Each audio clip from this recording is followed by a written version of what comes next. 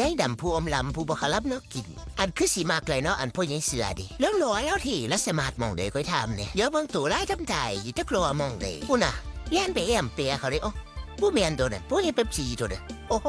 ว่ามันยายดำผู้เมียนตัวดิดูใช่ละยายดำคอยรับเป็นอย่างคือมาทีหลังผู้ยังเป๊ปซี่เจ้าเป็น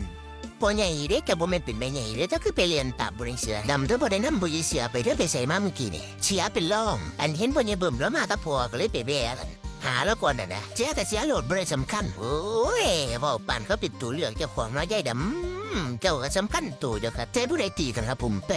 ผมมึงหนารู้ผู้ใดตีกันก็เว้ามาใหม่รู้แม่เขาเว้าเรื่องพ่อใหญ่เสือกับอันพ่อใหญ่อันอีหยังพ่อใหญ่เบิ่มไปบ่มีผู้ใดตีกันได้แม่ไปใส่บ่ดีเห็นว่าผมพ่อใหญ่เสือมาแล้วผมก็เลยสิไปเบิ่งนี่แหละครับ